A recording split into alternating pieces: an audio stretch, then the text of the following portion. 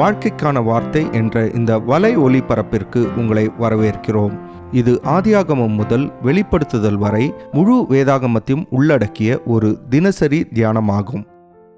என்னாகமம் 21ஆம் அதிகாரத்தில் ஆண்டவர் இஸ்ரவேல் ஜனங்களுக்கு கொடுத்த விசேஷமான விடுதலை குறித்து நாம் வாசிக்கின்றோம்.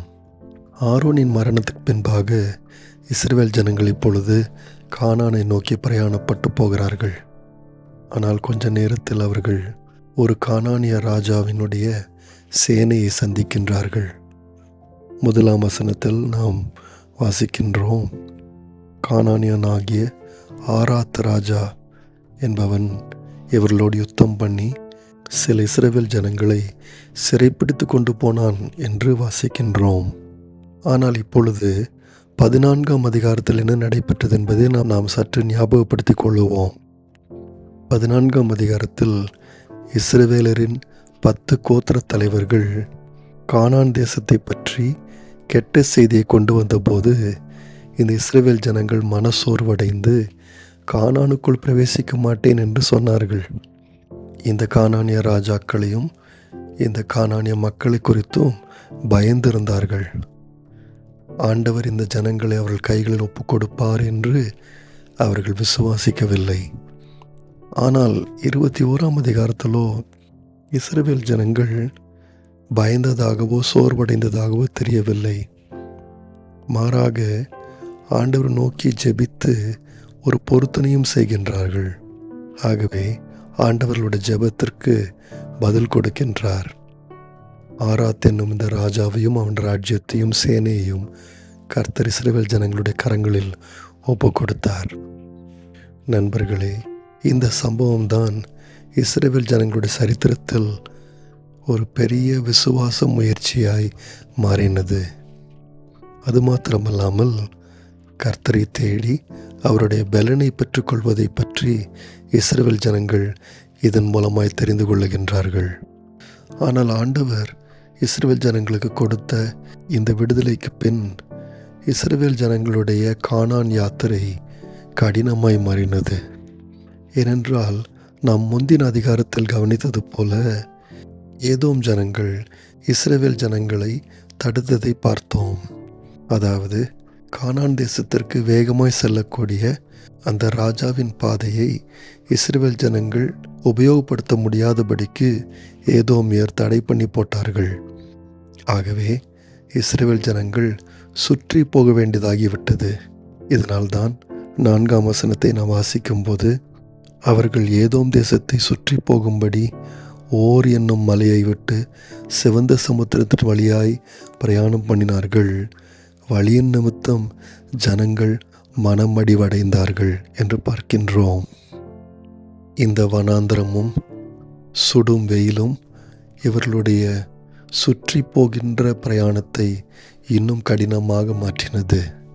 ஆகவே சற்று முன் கிடைத்த வெற்றியினால் வந்த மகிழ்ச்சி இப்பொழுது விரக்தியாய் மாறினது. இந்த தருணத்தில் இஸ்ரவேல் ஜனங்கள் ஆண்டவர் நோக்கி ஜெபிக்கவில்லை. மாறாக மோசேக்கு விரோதமாகவும் ஆண்டவருக்கு விரோதமாகவும் பேசினார்கள். 5ஆம் வசனத்தை நாம் வாசிக்கும் போது, ஜனங்கள் தேவனுக்கும் மோசேக்கு விரோதமாய் பேசி, நாங்கள் வனாந்திரத்திலே சாகும்படி நீங்கள் எங்களை எகிப்து தேசத்திலிருந்து வரப்பண்ணினது என்ன? இங்கே அப்பமும் இல்லை, தண்ணீரும் இல்லை. இந்த அற்பமான உணவு எங்கள் மனதுக்கு வெறுப்பாயிருக்கிறது என்றார்கள். பாருங்கள், இஸ்ரவேல் ஜனங்கள் இதுவரைக்கும் மோசேக்கும் ஆரோனுக்கு விரோதமாய் மாத்திரம்தான் பேசியிருந்தார்கள். ஆனால் இப்பொழுதோ கர்த்தருக்கு விரோதமாகவே பேசினார்கள். எகிப்திலிருந்து அவர்களை ஆண்டவர் கொண்டு வந்த திட்டத்தையே குறை சொன்னார்கள். அது மாத்திரமல்லாமல் இந்த வனாந்திரத்தில் அவர்கள் செத்து போவோம் என்று இப்பொழுது பயப்படுகின்றார்கள். தண்ணீரும் அப்பமும் இல்லாத இந்த குறைவு அவர்களை மிகவும் கஷ்டப்படுத்தினது. நண்பர்களே, போதுமான அளவு இருக்க வேண்டிய காரியங்கள் இல்லாமல் இருந்தால் எவருக்கும் அது பிடிக்காது. உங்களுக்கு மன்னாதான் கொடுத்திருக்கிறாரே என்று ஒருவேளை இஸ்ரவேல் ஜனங்களை பார்த்து யாராயிலும் சொன்னால் அதற்கு அவர்கள் மன்னாவை கூட அற்பமான உணவு என்று சொல்லுவார்கள். நண்பர்களே, ஒரு பெரிய வெற்றி இல்லாவிட்டால் அற்புதத்தை அனுபவித்த பிறகு சில நேரங்களில் விசுவாசிகள் உடனடியாக ஒரு பின்னடைவை சந்திக்கக்கூடும். பாருங்கள், ஒரு விசுவாசியினுடைய வாழ்க்கை எப்பொழுதும் அற்புதமாய் எப்பொழுதும் லகுவாய் இருப்பது கிடையாது. ஆகவே சில நேரங்களில் வாழ்க்கை கஷ்டமாகும் போது விசுவாசிகள் ஆண்டவரையும் அவருடைய திட்டங்களையும் குறை சொல்ல முடியும். மன்னாவை போன்ற கொடுக்கப்பட்ட நல்ல நன்மைகளை கூட உதாசீனப்படுத்தி அதை குறைவாக யோசிக்க முடியும். ஆனால் இந்த சூழ்நிலையில்தான் ஆண்டவர் இஸ்ரவேல் ஜனங்களுக்கு மிக முக்கியமான ஒரு பாடத்தை கற்றுக் கொடுத்தார். அது என்னவென்றால், முதலாவது விஷப்பாம்புகளை அவர்கள் நடுவே ஆண்டவர் அனுப்பினார்.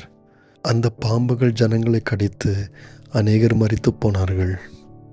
இந்த காலத்தில் எழுதப்பட்ட சில சரித்திர குறிப்புகளை படிக்கும்போது இந்த பகுதியில் விஷப்பாம்புகள் இருந்ததாக சொல்லப்படுகின்றது. அப்படி என்றால் ஆண்டவர் இஸ்ரவேல் ஜனங்களை இந்த விஷப்பாம்புகளிடத்தில் ஒப்பு கொடுத்தார் என்று நாம் புரிந்து கொள்ளலாம். ஆனால் இவ்வளவு நேரம் குறை சொல்லி கொண்டிருந்த இஸ்ரவேல் ஜனங்கள் தங்களை சுற்றிலும் ஜனங்கள் மரிக்கிறதை பார்த்தபோது உடனடியாக தங்களுடைய சிந்தனையையும் வார்த்தையும் மாற்றிக்கொண்டார்கள்.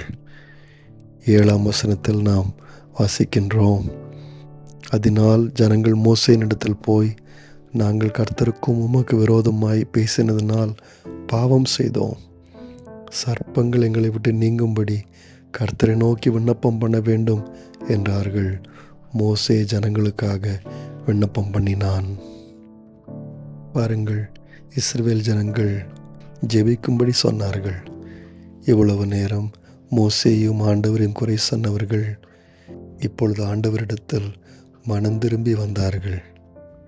ஆண்டவரும் அவருடைய ஜெபத்தை கேட்டார். மோசே வெண்கலத்தினால் ஆன ஒரு சர்ப்பத்தை உண்டு பண்ணி அதை ஒரு கோலில் நிறுத்தி, இஸ்ரவேல் ஜனங்கள் அதை பார்த்தால் மாத்திரமே அவர்களுக்கு சுகம் கிடைக்கும் என்று சொன்னார். இதைவிட ஆச்சரியமான காரியம் ஒன்று இருக்க முடியாது. எப்படி ஒரு மனிதன் வெண்கலத்தினால் ஆன சர்ப்பத்தை பார்த்து சுகத்தை பெற முடியும்? நண்பர்களே, இஸ்ரவேல் ஜனங்களில் யாரெல்லாரும் இந்த கர்த்தருடைய வார்த்தையை நம்பி வெண்கல சர்ப்பத்தை பார்த்தார்களோ அவர்கள் எல்லாரும் சுகமடைந்தார்கள். பாருங்கள், ஆண்டவர் இந்த வெண்கல சர்ப்பத்தின் மூலம் ஒரு முக்கியமான சத்தியத்தை இஸ்ரவேல் ஜனங்களுக்கு கற்றுக் கொடுத்தார். இஸ்ரவேல் ஜனங்களுக்கு விஷப்பாம்புகளிலிருந்து விடுதலை ஒரு வெண்கல சர்ப்பத்தின் மூலமாய் வந்தது. இதற்காக அந்த வெண்கல சர்ப்பத்தில் ஏதோ அற்புத சக்தி இருந்ததாக நினைக்கக்கூடாது. அது வெறும் ஒரு பொருள்தான். ஆனால் ஆண்டவருடைய வல்லமை சில நேரங்களில் பலவீனமானவைகளிலும் பலவீனமான மனிதர்களிலும் வெளிப்படும். பாருங்கள், தேவனுடைய பிள்ளைகள் சில நேரத்தில் பலவீனப்பட்டு தத்தளிக்கின்றார்கள். ஆனாலும் அவர்கள் தேவனை அந்த நேரங்களில் தேடும்போது தேவனுடைய பலனை பெற்றுக்கொள்கிறார்கள். விசுவாசிகள் சில நேரத்தில் வனாந்தரத்திலும் தேவையின் மத்தியிலும் நடக்கலாம். ஆனாலும் அவர்கள் ஆண்டவருடைய சித்தத்தையும் நோக்கத்தையும் விசுவாசிக்கின்றார்கள். பாருங்கள், இந்த சம்பவத்துக்கு பின்பாக இஸ்ரவேல் ஜனங்கள் தங்களுடைய விசுவாசத்தில் வளர்ந்ததாக தெரிகின்றது. ஏனென்றால் 21ஆம் வசனத்திலிருந்து நாம் படிக்கும்போது, ஓக், சீஹோன் என்று மிக வல்லமை வாய்ந்த 2 ராஜாக்களை இஸ்ரவேல் ஜனங்கள் தோற்கடித்ததாக நாம் பார்க்கின்றோம். 25ஆம் வசனத்தில் நாம் வாசிக்கிறது போல, இஸ்ரவேலர் அந்த பட்டணங்கள் யாவையும் பிடித்து எஸ்போனிலும் அதை சார்ந்த எல்லா கிராமங்களிலும் எமோரியருடைய எல்லா பட்டணங்களிலும் குடியிருந்தார்கள் என்று பார்க்கின்றோம். அதாவது எண்ணாகம புஸ்தகத்தின் இந்த பகுதியிலிருந்து இஸ்ரவேல் ஜனங்கள் கானானுக்குள்ளே விசுவாசத்தோடு காலடி எடுத்து வைக்கிறதை நாம் பார்க்கின்றோம். தேவன் நிச்சயம் தங்களை விடுதலையாக்குவார் என்கின்ற விசுவாசம் அவர்களுக்குள் வந்துவிட்டது. நண்பர்களே, சில நேரங்களில் வாழ்க்கையின் பிரயாணம் கஷ்டமாய் இருக்கும்போது விசுவாசிகள் பலவீனமாய், கைவிடப்பட்டவர்களாய், நம்பிக்கையில்லாதவர்களாய் உணர முடியும்.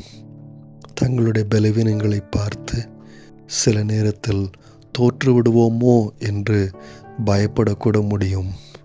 ஆனால் வெண்கல சர்ப்பத்தின் மூலமாய் விடுதலை கொடுக்கக்கூடிய ஒரு தேவன் நமக்கு இருக்கின்றார். அவருடைய ரட்சிப்பு பலமில்லாத வழிகள் மூலமாகவும் வருகின்றது. நண்பர்களே, ஆண்டவருடைய வல்லமையும் பலனும் சில நேரங்களில் பலவீனத்தில் வெளிப்படுகின்றது. ஆகவே தான் அப்போஸ்தலனாகிய பவுல் சொன்னது போல 2 கொரிந்தியர் 12:10 நாம் வாசிக்கிறது போல, அந்தபடி நான் பலவீனமாயிருக்கும் போதே பலமுள்ளவனாயிருக்கின்றேன் என்று பவுல் சொல்லுகின்றார். நண்பர்களே, நம்முடைய ஆண்டவருடைய பலன் நம்முடைய பலவீனத்தில் பரிபூர்ணமாய் விளங்குகின்றது. நேயர்களே, இந்நிகழ்ச்சியை கேட்டதற்காய் நன்றி. மீண்டும் ஒரு புதிய அத்தியாயத்துடன் வாழ்க்கைக்கான வார்த்தையில் நாளை சந்திப்போம்.